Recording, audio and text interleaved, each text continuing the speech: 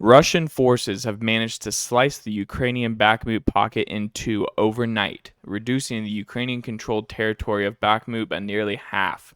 The situation on the northern flank of Bakhmut has become dramatically worse after Russian paratroopers seized another Ukrainian trench line, giving them a full view of the Ukrainian rear. Russia has begun shifting offensive operations to two new sectors while Ukraine does what it can to probe the Russian lines and throw doubt on the direction of their offensive. All this in today's update. Hello, everyone, and welcome to New World Econ War Reports for the 26th of April 2023 frontline update for the Russo-Ukrainian War.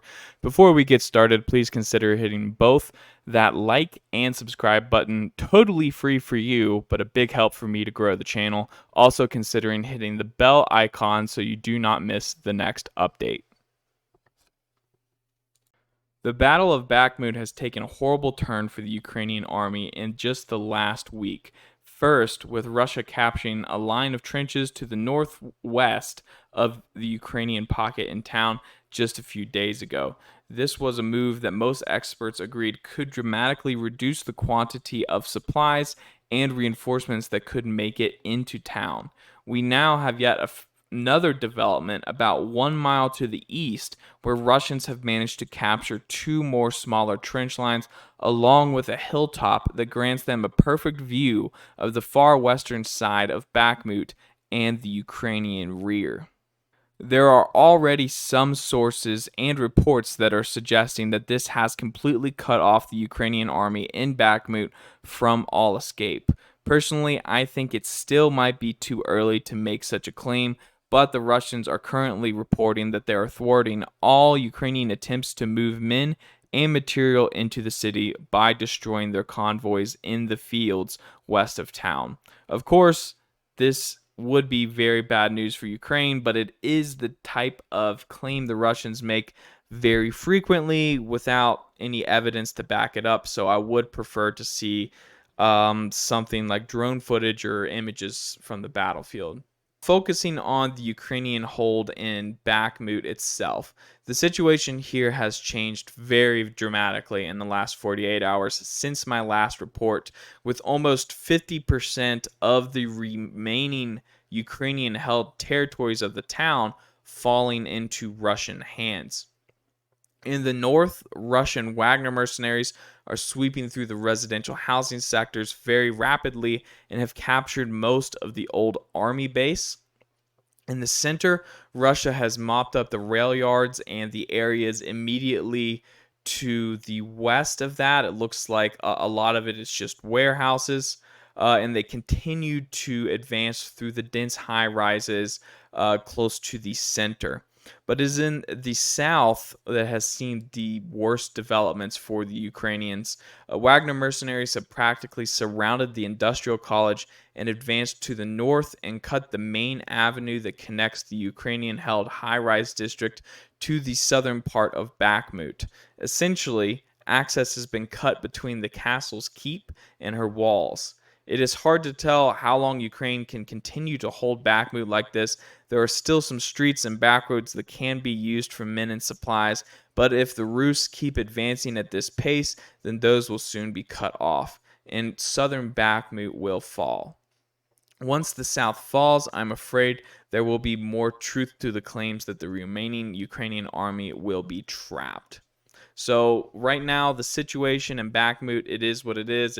It seems to me like this is pretty much a done deal unless Ukraine pulls something out of their ass here at the end. But the days, like we've said many times on this channel before, the days are numbered.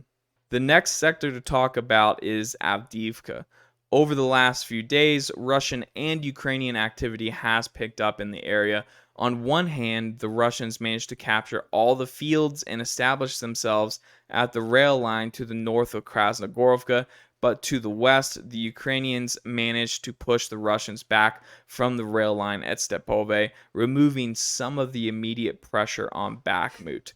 The goal in this area for the Russians probably still is to capture the town of Oshcheretny, trying to get better with these pronunciations.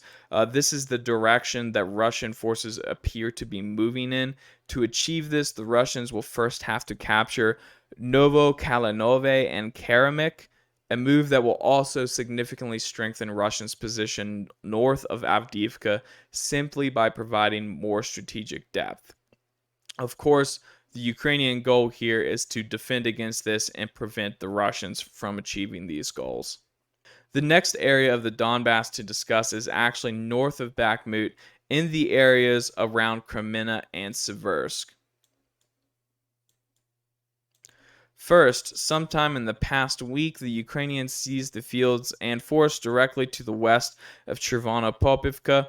This is a very bad development for the Russians, as the main supply route from Russia to Severodonetsk runs through the town.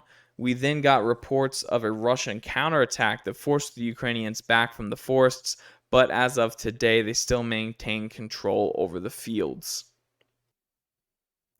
To the south, we are getting a lot of reports about increased Russian activity and artillery barrages in the towns surrounding Seversk. This signals that after Bakhmut falls, Russia could be looking to move in this direction. Recently, Russia provided drone footage of the shelling of Ukrainian positions in the small industrial area near the Bielogorivka rock quarry. We are also getting reports of the Russian capture of the gas pumping station in Spurne. But for full transparency, this position has been announced captured twice before by the Russians, and as far as I've seen, they have never admitted to losing it, a trend common among both Russian and Ukrainian governments. The use of airstrikes along with MLRS rocket strikes appears to have increased a great deal. Between the 24th and 25th of April, the Ukrainian command claimed that Russia had launched a total of 108 airstrikes, 130 multi-launch rocket strikes, and just 7 missile strikes. And there are reports that Ukrainian air defenses are currently active trying to repel some of these strikes today. From this uptick in airstrikes, which appear to be going after primarily frontline targets and Ukrainian assets further to the rear in Sloviansk and Kramatorsk, we can determine it is likely Ukraine's short to medium range air defense is starting to show larger and larger gaps in their coverage, and not enough Western air defense systems have arrived to fill in the gaps. Some people might say that the increase in airstrikes could be part of some greater Russian plan, perhaps to launch their own offensive. What do you think? Let me know in the comments. Is Russia using their air force to pave the way for a potential offensive, or are they simply just trying to reduce Ukraine's chances of having success with their own? What do you think about the Battle of Bakhmut? Will it fall? If so, when? And when it does, where do you think the Russians will strike next? Avdiivka or Seversk? Let me know in the comments. Thank you guys for tuning in and watching, and thank you all for your support. Until next time.